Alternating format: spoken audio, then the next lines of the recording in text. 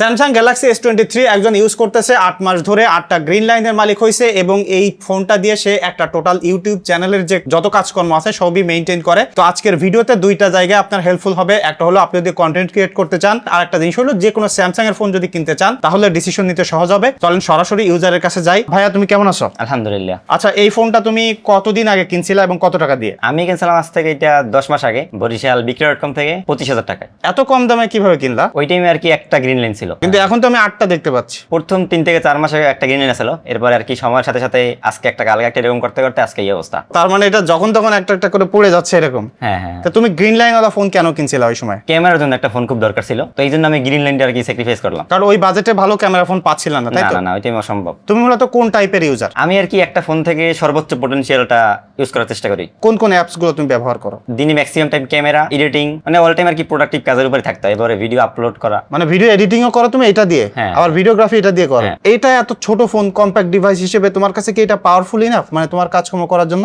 এইটা আমার কাছে গত 1-2 মাস যাবত মনে হচ্ছে যে এটা থেকে আমার আপগ্রেড করা উচিত। তুমি যে কাজকর্মগুলো করো হ্যাঁ। তার জন্য এটা স্লো হয়ে যাচ্ছে। এখন দিন দিন ছোট হয়ে যাচ্ছে। অবশ্যই এটা হওয়ারই কথা, কারণ ভিডিও এডিটিং একটা প্রসেসরকে সর্বোচ্চ পুশ করে। তুমি এই টাইপের ইউজার যদি না হইতা, একজন নর্মাল ইউজার, তাহলে কি এটা পাওয়ারফুল ইনাফ ছিল? 10 জনের ভিতরে আমার একজনের জন্যই পাওয়ারফুল না, তবে আর 9 জনের এটা একেবারে রিল্যাক্স, যে কোনো ধরনের কাজ বাস ইজিলি করা যাবে। করা যায়। হ্যাঁ। তুমি কি এটা দিয়ে গেমিং করো? এটা শুরুর দিকে আমার যখন কিনছিলাম 1-2 মাসের মতো গেমিং করছিলাম আর কি। গেমিং করতে গেলে বা ভিডিও এডিটিং করতে গেলে, ভিডিও করতে গেলে এটাতে হিট কেমন হয়? যে কোনো কাজেই মোটামুটি বেশ ভালো পরিমাণে গরম হয়, আর বিশেষ করে ক্যামেরা ইউজ করলে তো কথাই নেই। যদি কেউ নর্মালি চালায়, সোশ্যাল মিডিয়া ব্রাউজ করে, মোবাইল ডাটা ব্রাউজ করে, এটা নর্মালি ইউজ করলেও 10 থেকে 15 মিনিট পর গরম গরম ভাব মনে হবে। তুমি তো মূলত ফোনটা ক্যামেরার জন্য কিনছিলা বা ক্যামেরা একটা প্রায়োরিটি ছিল। ক্যামেরার এক্সপিরিয়েন্স তুমি ভিডিওগ্রাফিতে কেমন পাচ্ছ, যেহেতু তুমি তোমার ইউটিউব চ্যানেলে কন্টেন্ট বানাও? Ultra wide camera, main camera সবচেয়ে বেশি প্রয়োজন হয়, তো একেবারে টপ নচ বলা যায় এখন। 4K করো নাকি ফুল এইচডি? 4K আর কি কিছু কারণে করা যাইতেছে না, আমি সর্বোচ্চ full HD 30 and 60 fps mix করে করি। 4K কিছু কারণে করা যাচ্ছে না বলতে কি বুঝলে? আর 4K তে আমার সমস্যা হচ্ছে, আমি যখন 4K তে শুট করি, স্টোরেজ তো এমনিতে কম, স্টোরেজের একটা ঝামেলা আছে। এটা কত স্টোরেজ? এটা 256 জিবি। তাও তোমার কাছে কম হয়ে হ্যাঁ, যাচ্ছে? কারণ মাল্টিপল অনেক অ্যাপ ইউজ করা লাগে। ও ওকে। এজন্য। আর সেকেন্ডলি হচ্ছে গিয়ে এডিটিং। আমি যখন ক্যাপকাটে 4K 1 মিনিট একটা ভিডিও ইনপুট করি, ওই টাইম আর কি ফোনের কাফাকাফি লেগে যায়, অ্যাপটা অনেক ল্যাগ করে। যখন আর কি 2-3টা কাট দিই, অ্যাপ থেকে বের করে দেয়, আবার নতুন ভাবে অ্যাপটা ঢুকতে হয়। এই জন্য কি তুমি ফুল এইচডি ভিডিও করো? হ্যাঁ, এই জন্য মূলত full HD. Full HD smoothly edit করা যায়? হ্যাঁ হ্যাঁ। কিন্তু গরম হয় একটু, তাই তো? ফুল এইচডি স্মুথলি এডিট করা যায়, কিন্তু তারপর আপনার গরম আছে।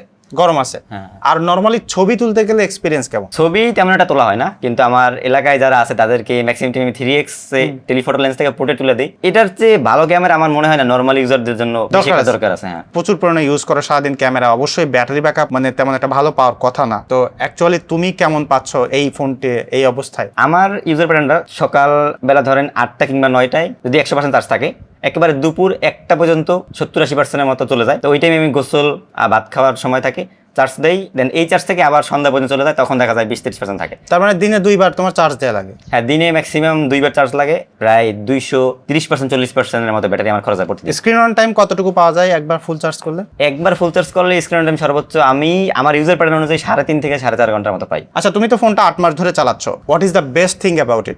One UI। কারণ কি?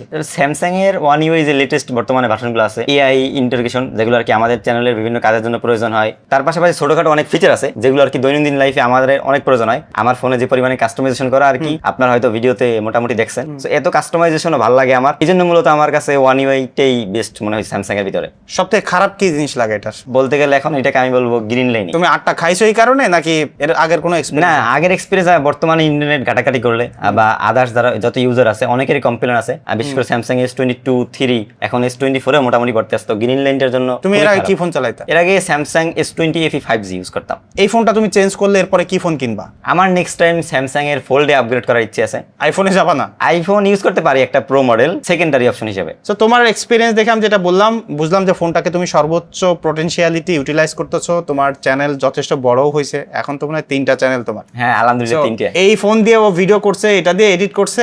এই ওর চ্যানেলের লিঙ্কগুলো আমি ভিডিও ডেসক্রিপশনে দিয়ে দিব, আপনারা একটু কোয়ালিটি দেখে নিতে পারেন, তাহলে এই ফোন সম্পর্কে আরো আইডিয়া পাবেন। আর যদি কন্টেন্ট ভালো লাগে ওকে একটু সাপোর্ট করতে পারেন, এটা আপনাদের ইচ্ছা। সো তোমাকে ধন্যবাদ তোমার এক্সপিরিয়েন্স শেয়ার করার জন্য। দেখা হচ্ছে পরবর্তী ভিডিওতে। তুমি কি খাবা 7 আপ? আচ্ছা, রাগ করেন না, বিশ্বকাপে যার যে টিম থাকতে পারে ট্রল করতে পারেন, বাট এটা শুধুমাত্র মানে এনজয় করার জন্য, সিরিয়াসলি নিয়েন না। আজকে সারাদিন আমি আর্জেন্টিনা সাপোর্টার, আপনি কোন দলের সাপোর্টার অবশ্যই কমেন্ট করে জানাতে পারেন। আর যদি জার্সি কিনতে চান তাহলে কোথায় ভিজিট করবে? মার্সেন্টাইজ স্টোর। যদি এই বিশ্বকাপ উপলক্ষে যে কোনো টিমের প্লেয়ার এডিশন জার্সি কিনতে চান অবশ্যই ভিজিট করতে পারেন ttalkbd.com।